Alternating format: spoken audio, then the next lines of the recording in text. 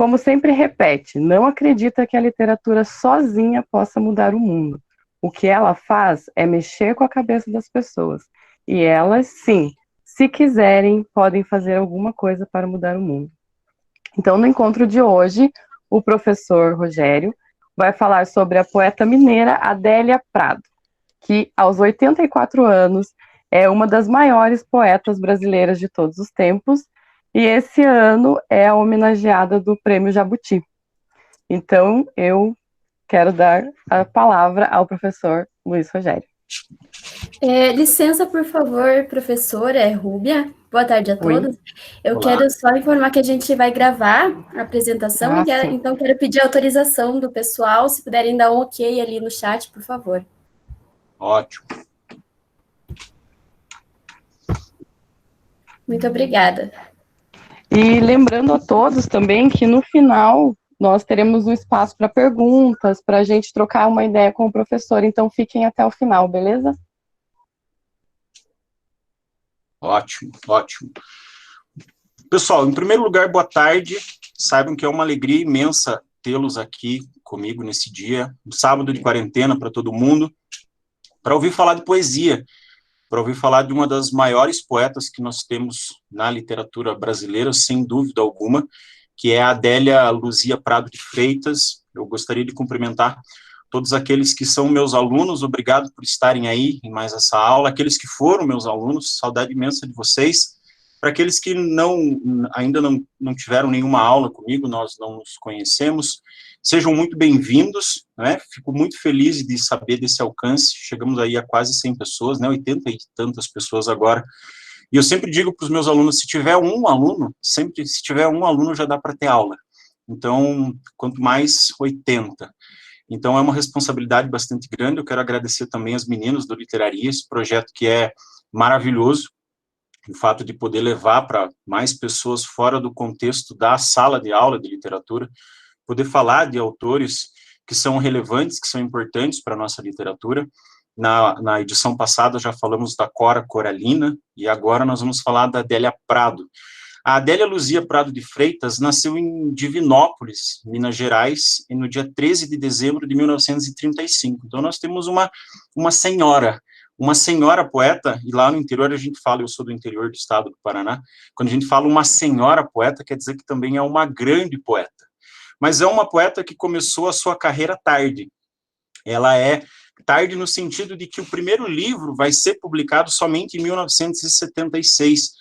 Então, veja que a Adélia Prado vai estrear na literatura oficialmente, pelo menos com o livro que ela considera oficialmente, com Bagagem, aos 40 anos de idade. Esse é um detalhe importante, claro que não vai ser uma estreia assim tão tardia quanto foi a da Cora Coralina, mas ainda assim, para um poeta, é uma estreia tarde, né? Em geral, os poetas têm pressa de publicar, a Adélia Prado não vai ter essa pressa. Ela é uma autora, como eu disse, mineira do interior do estado, e que permanece na cidade de Divinópolis, uma cidade de mais ou menos 200 mil habitantes, então é uma cidade interiorana. Então, se a gente assiste às entrevistas da Adélia Prado, a gente percebe aquele jeitinho mineiro de ser. Ela foi filha de ferroviário e de uma dona de casa. Então, viveu numa família simples, numa família em que as pessoas não tiveram grandes estudos, mas que sabiam o valor da palavra, sabiam o valor da poesia, sabiam o valor da literatura. E aos 15 anos, a Adélia Prado começa a escrever os seus versos. Logo após a perda da mãe, uma perda precoce, toda morte é precoce para quem perde, não é? Não importa a idade. No caso da Adélia, aos 15 anos, ela perde a mãe, e aí há o registro de que surgem os primeiros versos. Uma coisa em comum com nós outros professores, alunos de letras, é que a Adélia Prado, ela foi professora do magistério durante 24 anos. Então, ela trabalhou ensinando, e ela trabalhou falando de poesia, depois, na sua carreira, foi secretária de cultura da cidade durante 2 períodos, e é casada com o José Assunção de Freitas, 5 filhos. E aí, por que eu digo isso? Porque a Adélia Prado faz questão, ela, Adélia, faz questão de pontuar que junto do papel de poeta, é uma mãe também, porque mãe é poesia. Mãe é poesia. Ser mãe é um ato poético. Basta vocês olharem aí que qualquer pessoa com sensibilidade diante da mãe com o seu filho encontra um dos caminhos que é o da poesia, que é o caminho do encantamento. Junto da função de mãe é também esposa, que é outro caminho poético, porque vocês vão perceber que ser mãe, ser esposa, são caminhos da poesia. São caminhos de entrega, seja porque nós lidamos com o outro, seja porque a poesia como um todo, desde sempre, fala de um assunto que é atemporal, que é o amor. E aí hoje nós vamos falar de amor, hoje nós vamos falar de morte, vamos falar de Deus, vamos falar de sexo, porque ela é uma autora que vai trabalhar com esse tema, e ela também faz questão de pontuar que junto de poeta, mãe, esposa, é dona de casa. E essa é uma característica muito importante, porque eu não preciso, como os gregos, enfrentar e derrubar Troia para dar um significado para a minha existência. Uma das lições que a Adélia Prado deixa para nós é que a poesia ela é feita do cotidiano. Passar um café para alguém é um gesto de amor. Saber que essa pessoa bebeu esse café é alimentar alguém. Alimentar alguém é um gesto poético, você está nutrindo essa pessoa. O que o poeta faz para nós? Ele nos conta da importância de um gesto aparentemente banal, como servir o café para alguém, dar um copo d'água para alguém, ser o ouvido que está escutando um lamento, por exemplo. E a Adélia Prado, além disso tudo, é uma poeta que até hoje escreve à mão. Ela não usa máquina de escrever, nunca usou computador, sempre as suas obras foram datilografadas por outras pessoas. Ela dizia que escrever à mão dá um enorme prazer. É como mexer com argila, ela dizia. Isso já aponta para uma das instâncias do fazer poético, que é o artesanato ou a artesania. É importante também ter em consideração, em relação a Adélia Prado, que, junto com o marido, ela fez filosofia. É formada em filosofia, termina o curso em 1973, e aqui eu gostaria que vocês guardassem algumas datas que são muito, muito importantes. Em 1973, ela manda os seus originais, ela escreve os primeiros versos, e ela manda para um poeta chamado Afonso Romano de Santana, um dos poetas que nós temos aí, um dos grandes poetas, que ao lado da sua esposa, que é também uma grandiosíssima escritora, que é a Marina Colasanti, representa aí o auge de um período de literatura e que continuam produzindo. Então, a Adélia Prado envia os originais para Afonso Romano de Santana e o poeta fica impressionado com aquilo. Quem é essa mulher? Quem é essa, abre aspas, dona de casa que está escrevendo como se vivenciasse o mundo? E agora vocês vão perceber uma dona de casa que faz da sua casa e do seu cotidiano um universo inteiro. O Afonso Romano de Santana fica muito impressionado com esses versos e manda para ninguém mais e ninguém menos do que Carlos Drummond de Andrade. Vocês que acompanharam a literaria na edição passada sabem que o Drummond também foi um grande responsável pela apresentação da Cora Coralina. E o Drummond, quando dá conta daqueles versos, quando recebe os originais, ele fica impactado. E aí ele escreve uma crônica no Jornal da Tarde antes de o livro sair. Ele diz: Adélia é lírica, é bíblica, é existencial. Faz poesia como faz bom tempo. Esta é a lei, não dos homens, mas de Deus. Adélia é fogo, fogo de Deus em Divinópolis. Olhem essas palavras que eu gosto muito da expressão palavra-chave, porque eu encaro sempre o livro, vocês podem ver aqui, ó, que eu tenho esse livro que é o da Poesia Reunida. Se vocês olharem muito com calma para o livro, vocês vão perceber que ele é uma porta, ó, ele é uma metáfora de porta. Eu sempre uso essa expressão nas aulas, porque quando nós ganhamos palavras-chave, nós podemos abrir infinitas portas. E muitas vezes, para ler um livro, nós precisamos de um caminho. Nesse sentido, é o que eu entendo para que serve um professor. Um professor não é aquele que sabe necessariamente mais de todas as coisas, porque ele não sabe mais de todas as coisas. Mas é aquele que é capaz de apresentar para os seus alunos caminhos possíveis para a melhor jornada, para o melhor passeio dentro desses bosques que são as ficções, para usar uma metáfora de um teórico italiano chamado Umberto Eco. Todo texto é uma ficção. Quando nós entramos num livro, é como se entrássemos num bosque. Podemos entrar e sair, mas o mais divertido, o lúdico, é não ter pressa, é explorar cada caminho. No interior, como nós dizemos, é explorar cada carreiro. E aí o Drummond vai, então, a partir dessa apresentação, a Adélia vai estourar, assim, para o Brasil inteiro desse período, e aí o Pedro Paulo, que vai ser o primeiro editor na editora Imago, vai classificar a Adélia Prado como um fenômeno poético. Só para vocês terem uma ideia, a Adélia Prado escreveu muito. Ela escreveu poesia, escreveu conto, escreveu crônica, escreveu romance, escreveu teatro. Hoje eu vou focar especificamente na poesia, e nós temos 8 livros de poesia que estão aqui nessa poesia reunida. O primeiro sai em 1973, que é Bagagem, e o último sai em 2013, que é Miserere. Miserere. Isso já aponta para uma dimensão também da existência, que é essa dimensão ligada ao sagrado, e a condição humana mesmo, que é a precariedade. Só algumas curiosidades a respeito desse surgimento da Adélia Prado. Quando ela faz a sua estreia literária, ela vai fazer a noite de autógrafos, comparecem lá apenas Carlos Drummond de Andrade e Clarice Lispector. Quando a Adélia Prado, eu não sei para vocês que são leitores aí de literatura, para aqueles que já conhecem a Clarice, a Adélia Prado diz, né, que João Guimarães Rosa, Carlos Drummond de Andrade e Clarice Lispector são para ela a santíssima trindade da literatura. E veja que são os autores mais importantes para ela. Então, quando ela está escrevendo, ela está lá assinando um livro, de repente ela vê uma mão toda queimada, porque a Clarice sofreu um acidente terrível, queimou, né, uma parte do corpo, ela vê aquela mão queimada do lado do livro, ela olha para cima, e aí ela vê o sorriso. Oi, eu sou a Clarice. Vocês conseguem imaginar, em 1976, a Clarice morre em 1977. Então, no finzinho da vida, a Clarice já era a Alice Spector, ó, há muito tempo. Ela fala que para ela foi um negócio que hoje ela vê as fotos, ela nem acredita que ela autografou um livro para o Carlos Drummond de Andrade, ela autografou o livro para Clarice Lispector, entre tantas outras pessoas importantes que estavam lá. Mas são pessoas da nossa afinidade, não é? E aí, já no Bagagem, tem um poema muito importante, que é um dos que todo mundo conhece aí, porque nos livros mais recentes, sobretudo de ensino médio, tem. E uma das coisas que a escola faz, inclusive, é colocar os autores para serem estudados como material de vestibular. A Adélia Prado, por exemplo, é completamente contra isso. Ela fala que só no dia em que nós libertarmos a literatura da carga do vestibular, as pessoas vão entender o verdadeiro e real valor que ela tem. Então, parafraseando um poema que é muito conhecido do Carlos Drummond de Andrade, que é o poema de Sete Faces, a Adélia Prado escreve o seguinte poema, e a partir dele nós vamos tirar chaves de leitura que são muito importantes para essa nossa conversa.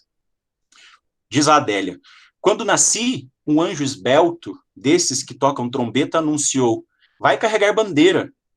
Cargo muito pesado para a mulher, esta espécie ainda envergonhada. Aceito os subterfúgios que me cabem sem precisar mentir. Não sou tão feia que não possa casar. Acho o Rio de Janeiro uma beleza, e ora sim, ora não. Creio em parto sem dor. Mas o que sinto escrevo, cumpro a sina, inauguro linhagens, fundo reinos. Dor não é amargura. Minha tristeza não tem pedigree. Já a minha vontade de alegria, sua raiz vai ao meu 1000 avô. Vai ser coxo na vida é maldição para homem. Mulher é desdobrável. Eu sou. Notem que aqui é um intertexto claro com o poema de Sete Faces, né? Quando nasci, um anjo torto desses que vivem à sombra das escadas anunciou: vai Carlos ser goste na vida. Então veja que aqui nós vamos ter o feminino como uma face, um duplo do masculino. E essa é uma característica muito importante da Adélia Prado. Um dos temas que eu vou trabalhar com vocês aqui é também a composição do feminino e do masculino, essas duas faces de um todo que não se opõem na poesia da Adélia Prado, mas que se refletem e se complementam.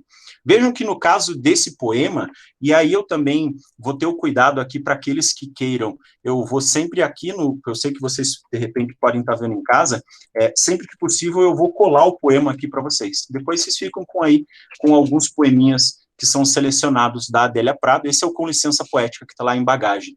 Um dos aspectos que chama muita atenção aqui é Mulher, esta espécie ainda envergonhada, um texto que ela escreve lá em 1976.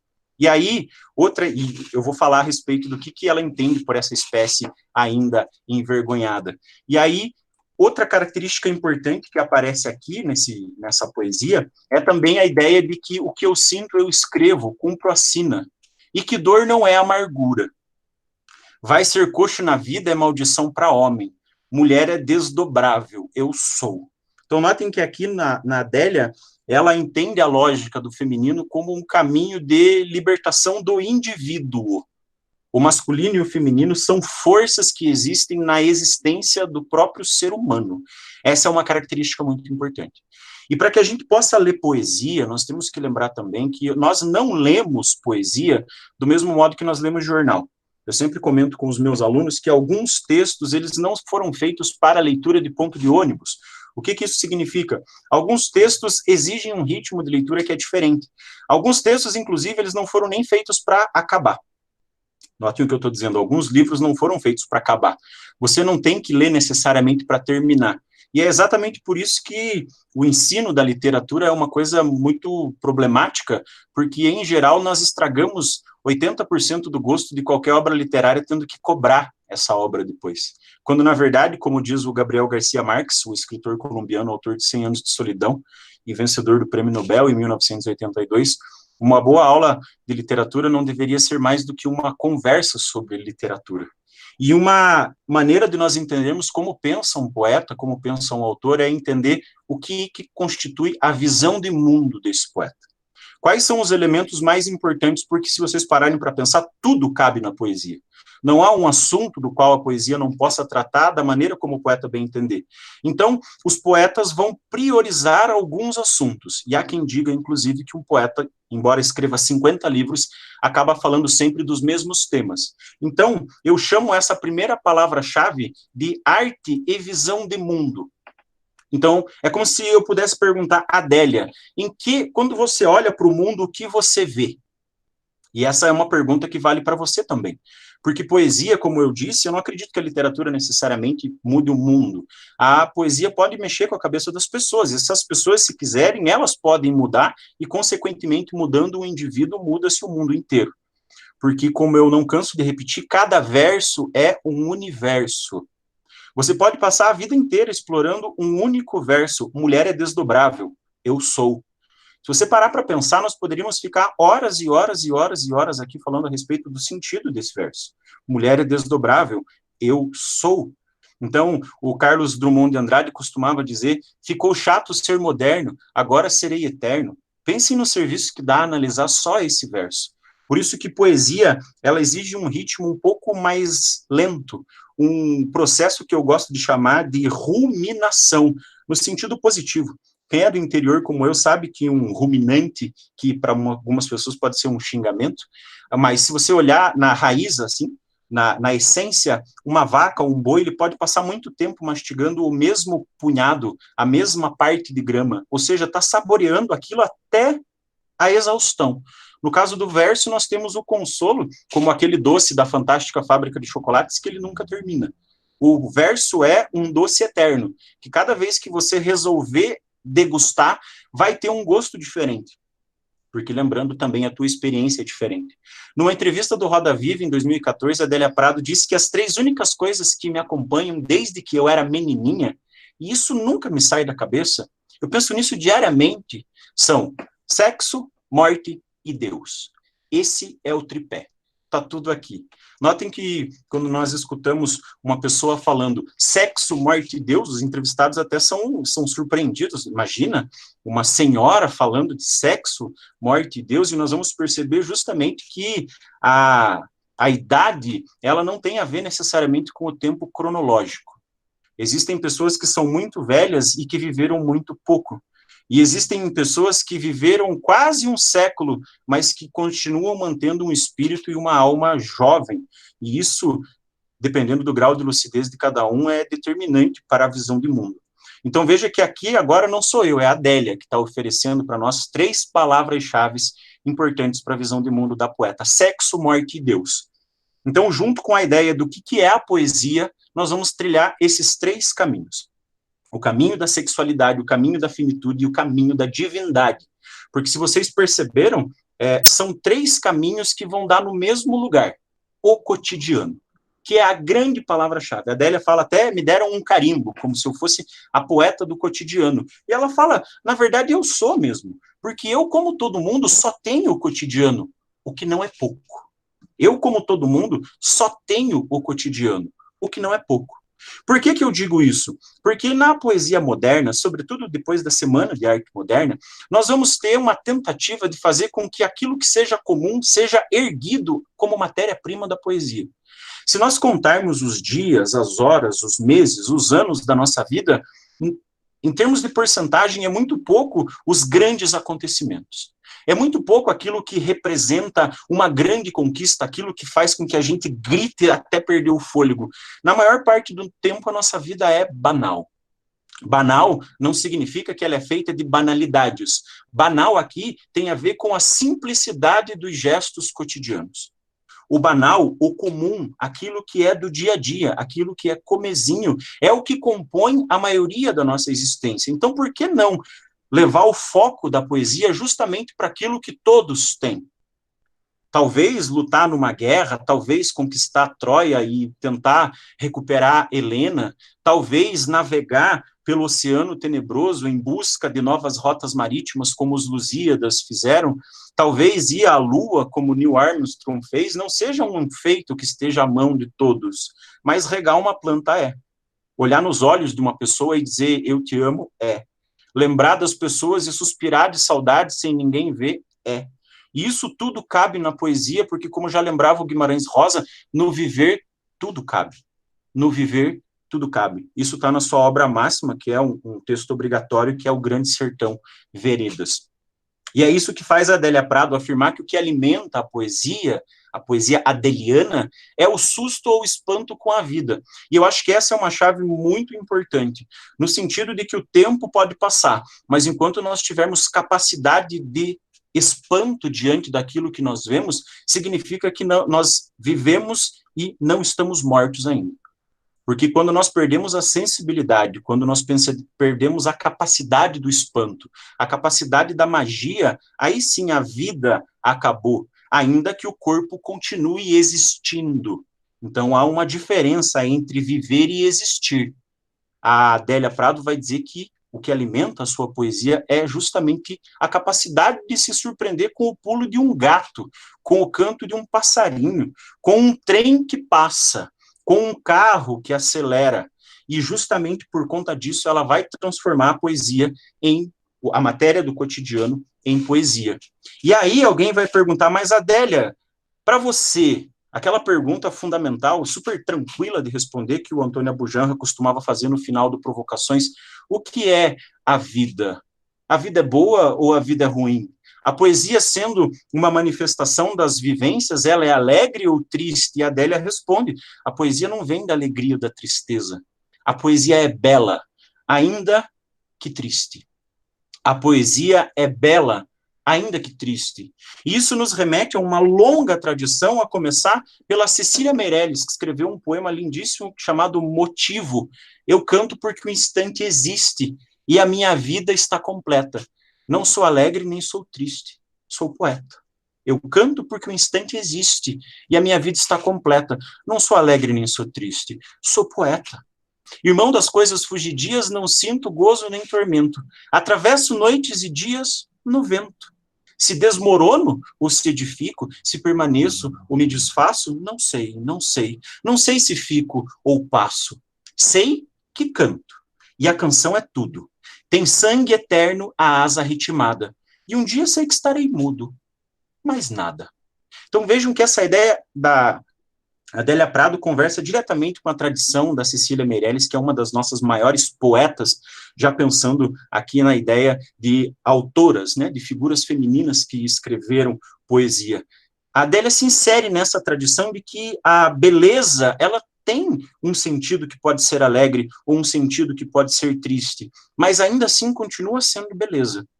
Uma das características que, como eu disse, remonta a uma longa tradição, os gregos, já que são grandes autores da tragédia, nós temos grandes nomes, e todo mundo ouviu falar, talvez, da tragédia máxima do mundo grego, que é Édipo Rei, porque o Freud, depois, que foi um grande leitor de literatura, vai dar nome a um dos complexos mais discutidos da teoria da psicanálise, que é o complexo de Édipo. Os gregos tinham um sentido de tragicidade, ou seja, diferente dos cristãos, para os gregos as coisas acabavam e não acabavam muito bem. Porque no cristianismo, como nós vamos ver que é o caso da Adélia, existe a esperança de que, por mais triste que a vida seja aqui, existe um além no qual nós podemos encontrar conforto. Os gregos não tinham isso. Os gregos, quando morriam, acreditavam que todos vão para o Hades, para o submundo, para o inferno, que nada tem a ver com aquele inferno cristão de fogo e tormento eterno. É simplesmente o lugar dos mortos, um lugar no qual os mortos não têm memória. Os mortos não se lembram da vida que viveram. É só um lugar de permanência pós-morte. E então alguém pergunta, e quem pergunta isso com muita propriedade é o Friedrich Nietzsche, num livro chamado A Origem da Tragédia. Ele se pergunta, mas se os gregos tinham esse sentimento tão profundo da tragicidade, da desgraça, como que eles encontravam força para viver? Se os gregos acreditavam que o mundo e a vida é trágica, por que eles não se matavam de uma vez? E a resposta que o Nietzsche oferece é uma das mais belas, porque os gregos tinham a beleza. Porque os gregos tinham a beleza. Aliás, a beleza trágica é composta de 2 elementos fundamentais que o Aristóteles, autor da Poética, já nos diz. Toda a função da tragédia é levar uma ação a 2 sentimentos fundamentais, o horror e a piedade. Diante da trágica história de Édipo Rei, nós sentimos horror pelo que acontece, mas ao mesmo tempo sentimos piedade. Imagine a última tragédia que você leu nos jornais, e se você abriu os jornais, provavelmente foi hoje. Nós temos a capacidade de nos horrorizar diante da tragédia. E ao mesmo tempo, com o horror que a tragédia proporciona, nós temos a incrível capacidade de demonstrar compaixão. Paixão vem do grego pathos, que significa sofrimento, e significa também doença. Quando nós temos a capacidade de nos compadecer, significa que eu padeço junto com o outro. É uma parte de mim que diz, estou sofrendo com você. O sofrimento liga as pessoas de uma forma muito profunda.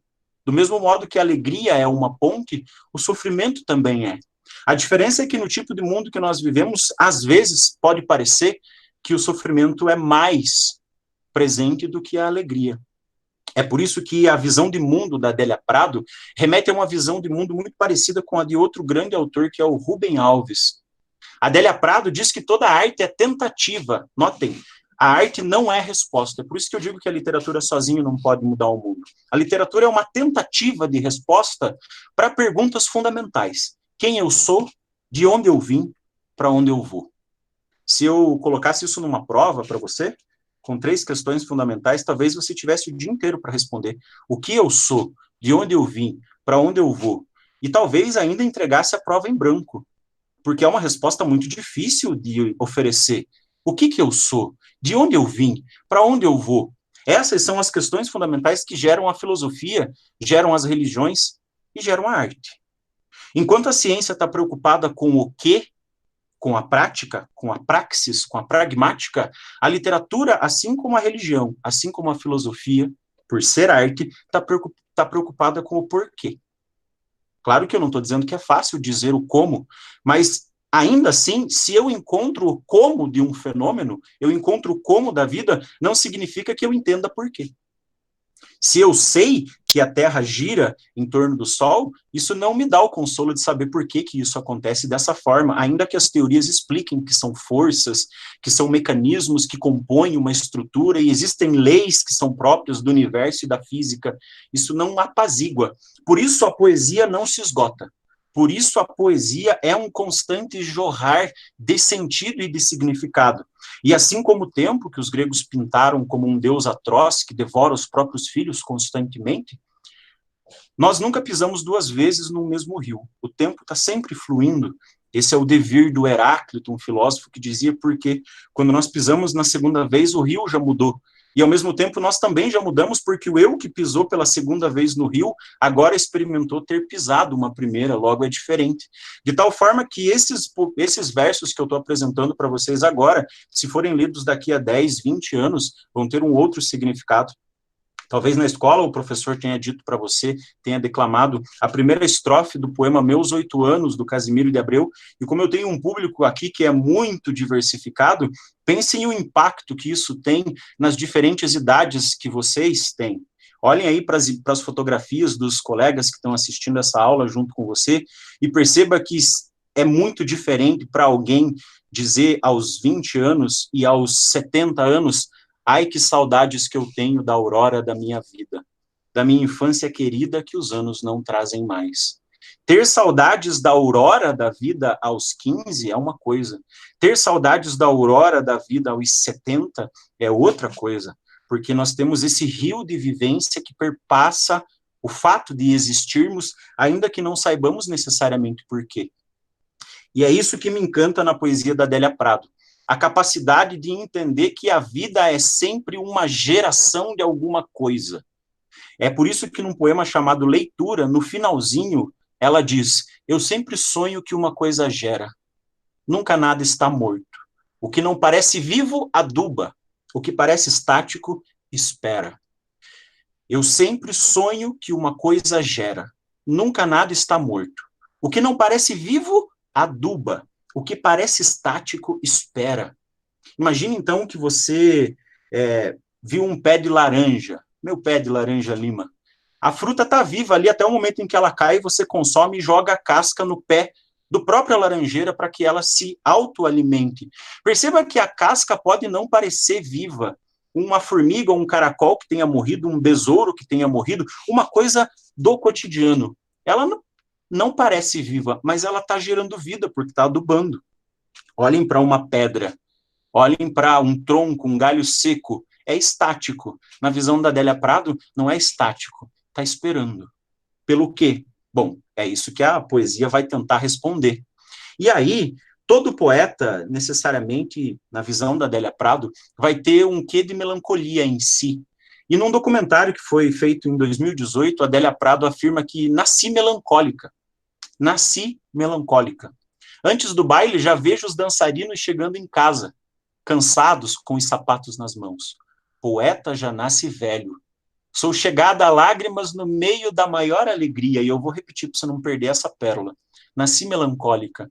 Antes do baile, já vejo os dançarinos chegando em casa cansados com os sapatos nas mãos. Poeta já nasce velho. Sou chegada a lágrimas no meio da maior alegria.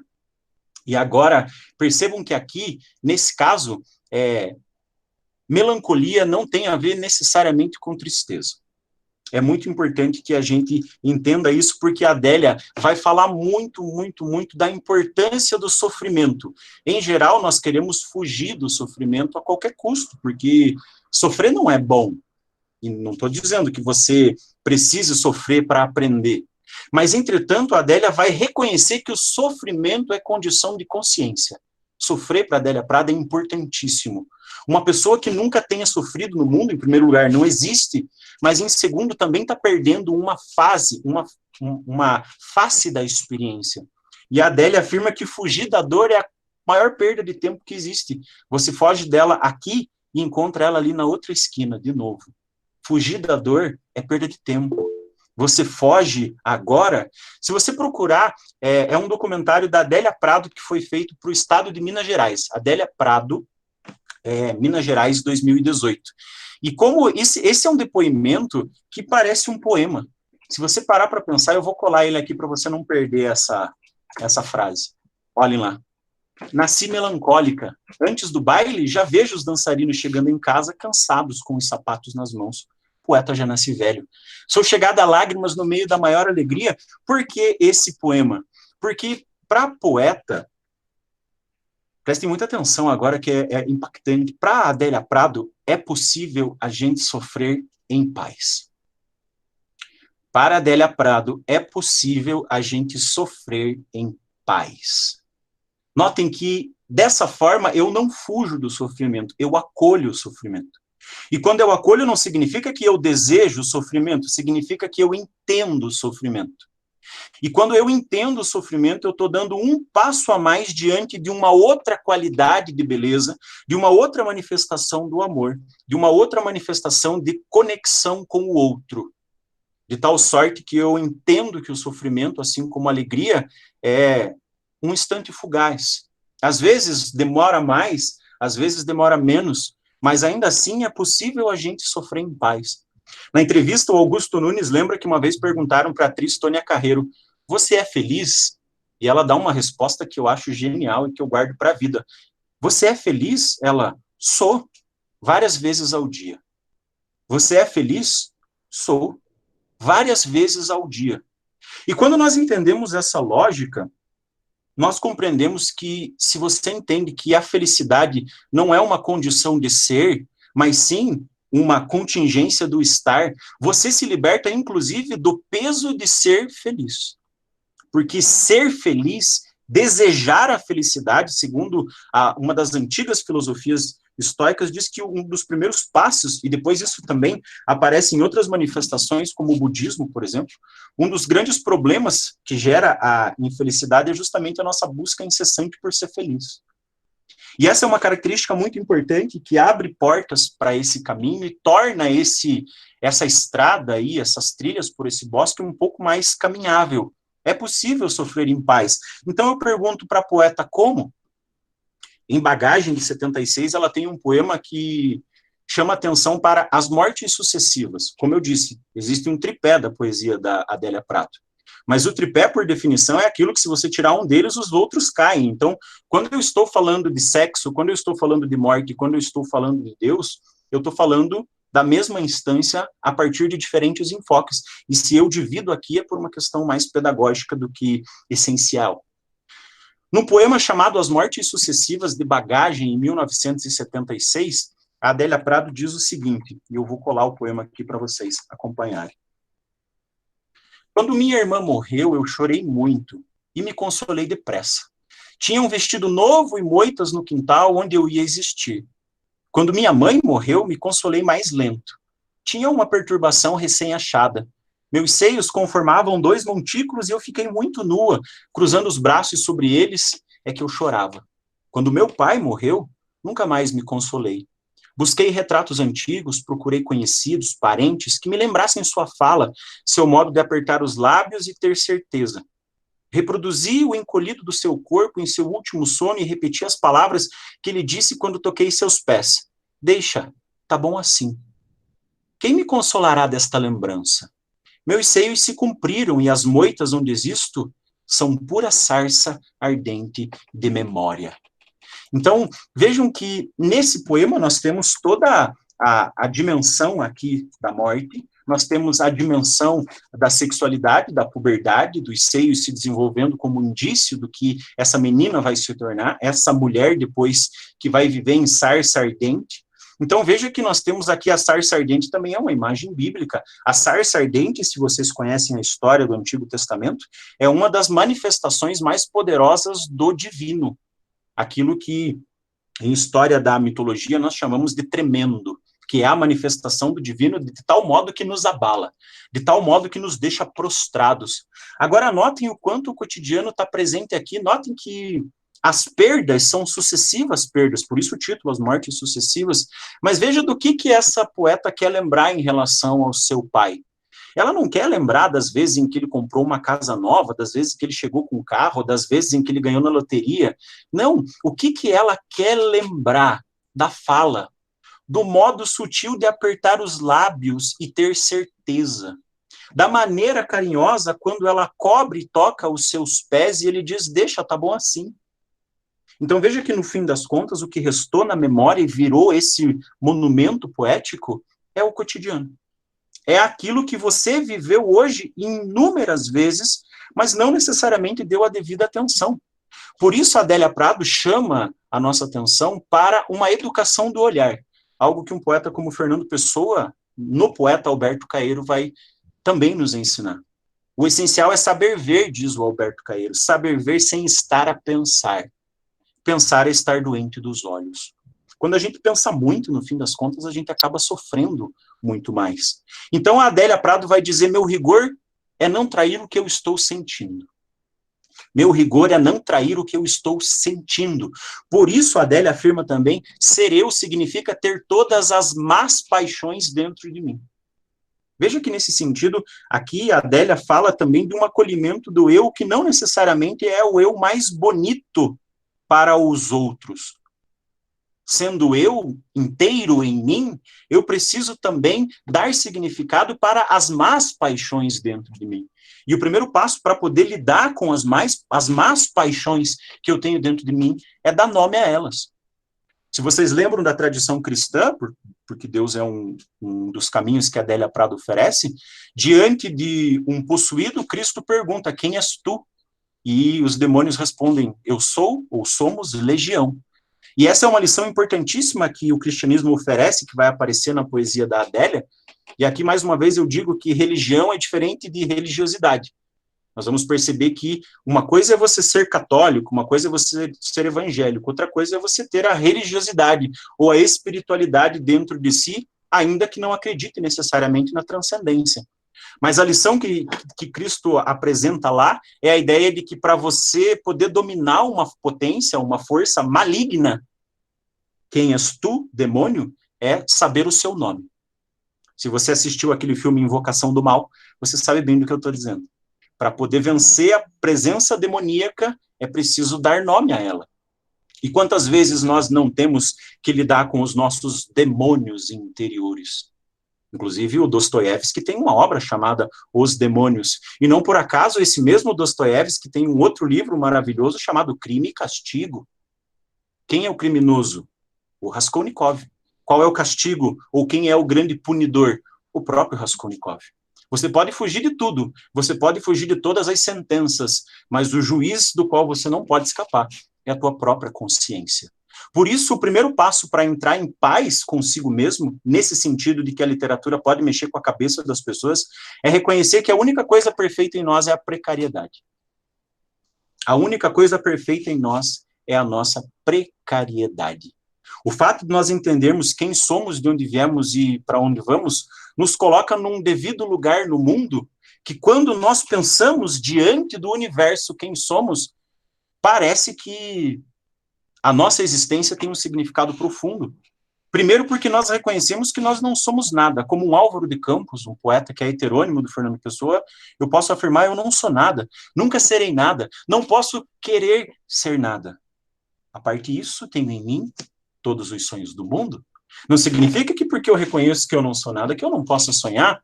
E essa é a primeira dimensão da existência humana que faz sentido.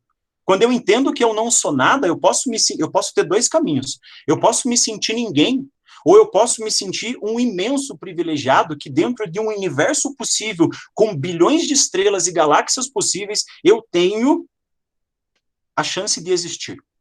Mesmo que a minha existência perante o universo seja menos que um grão de pó, eu ainda existo. E aí, se você lembrar do poema da Cecília Meirelles ali em cima, eu canto porque o instante existe. Não sou alegre nem sou triste. Sou poeta. E aí veja que quando a Adélia diz que o meu rigor é não trair o que eu estou sentindo, ela vai dizer que o poema nasce bruto. Porque o poema é diferente de poesia. E agora quem diz isso não é a Adélia Prado, é uma poeta portuguesa chamada Sofia de Mello Breiner Andressen. Ela vai dizer que poema é a manifestação do poeta por meio da escrita. Mas a poesia, ela existe independentemente do poema e do poeta. A poesia é algo que existe no universo e que é dada para as pessoas todos os instantes, desde que elas tenham os sentidos afinados para captar a beleza. Vocês conhecem a piada, diante de um ipê muito florido, há dois tipos de pessoas. Nossa, que bonita essa árvore, que bonitas essas flores. É, mas faz uma sujeira. Então perceba que diante da beleza, você tem sempre a escolha de aceitar o que é belo ou rejeitar essa beleza. Então o poema, nascendo da matéria bruta, que é a própria existência, precisa ser lapidado. No caso da Adélia Prado, ela vai dizer que escrever um poema é igual dar banho num recém-nascido. Ele nasce bruto, ele nasce sujo, ele nasce com os líquidos. É preciso limpar. É por isso que a poética de Adélia Prado é feita com rigor. O rigor do cotidiano. Eu sempre digo para os meus alunos que quando vão fazer um trabalho e entregar, ainda que seja um trabalho de uma página, faça o melhor possível. Porque como me ensinou uma vez uma das grandes professoras que eu tive, a professora Ana Paula Peron, o trabalho sempre sai com a cara de quem faz. Então veja que nesse caso, a finalidade de toda obra de arte é a poesia.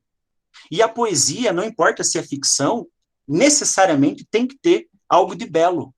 E às vezes eu posso fazer algo de belo naquilo que a minha avó chama de capricho. Quando eu faço alguma coisa com capricho, significa que eu estou tentando fazer aquilo com o máximo de perfeição dentro da minha imperfectibilidade. Porque se eu sei que eu sou humano, para usar outra expressão que vem de um livro do Nietzsche, demasiadamente humano, eu vou entender que eu nunca vou conseguir a perfeição. Mas isso não significa que eu não posso fazer o mais perfeito dentro da precariedade que me é própria. E isso é libertador.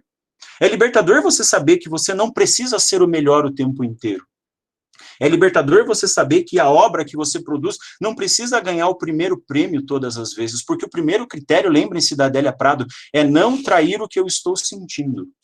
É não trair esse grande juiz que é a tua própria cabeça. Essa voz que fala aí, essa voz que está conversando com você agora e pensando, mas o que esse professor está dizendo? Porque na visão da Adélia Prado é justamente na apreensão dos pequenos gestos, nas situações particulares, que o poeta vai imprimir a sua marca, a sua diferença. É aqui que nós vamos encontrar, na poesia da Adélia Prado, uma relação, pasme, entre poesia e experiência.